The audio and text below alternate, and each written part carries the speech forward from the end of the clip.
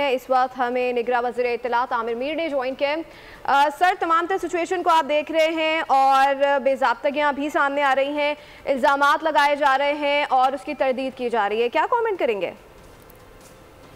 बस यही कमेंट है कि जो इल्ज़ाम इन्होंने लगाया उसकी तरदीद हम कर चुके हैं और ये बिल्कुल लियाकत चट्टा जो है ज़हनी तौर पर हिले हुए हैं। इस वक्त इनका 13 मार्च को रिटायरमेंट थी। इनका प्रमोशन बोर्ड बैठा था, ग्रेड 20 से 21 में इन्होंने जाना था लास्ट वीक, तो इनकी प्रमोशन का केस रिजेक्ट हो गया था और अब इनको अचानक ये ख्वाब आया है कि इन्होंने 8 फरवरी के इलेक्शन में तारीख का धांधली करवाई है।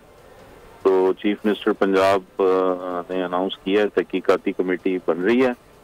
सबसे पहले इनको तहवील में लेके इनका ज़हनी मुआयना करवाया जाएगा, उसके बाद फर्दर तहकीकात की जाएंगी। अच्छा सर, अगर ये तहकीकात होती हैं और कहीं ना कहीं इल्ज़ामात सही साबित हो जाते हैं तो फिर क्या वाकई इलेक्शन मुतनाज़ हो जाएंगे? तो अगर इल्ज़ामात सही साबित ना हो तो क्या इलेक्शन गैर मुतनाज़ा हो जाएंगे? इलेक्शन इस मुल्क में हमेशा मुतनाज़े रहे हैं। पिछले 5-6 इलेक्शन उठा के देख लें, इलेक्शन जब भी होता है हारने वाले ने फेस सेविंग के लिए जीतने वाले पर धांधली का इल्ज़ाम लगाना होता है। तो ये कोई नई बात नहीं है इसमें। अच्छा आमिर मीर साहब, वाज़े तौर पर इस वक्त लगता है कि इल्ज़ामात का मकसद इलेक्शन की साख को मुतासिर करना है, तो इस हवाले से आप क्या समझते हैं कि कितना इम्पोर्टेंट है? तो ये टाइमिंग कितनी इम्पोर्टेंट है इस तरह की बात करना, और फिर अब तहकीकात होना कितना ज़रूरी है? तहकीकात होना बड़ा ज़रूरी है। तहकीकात का ऐलान हो गया है।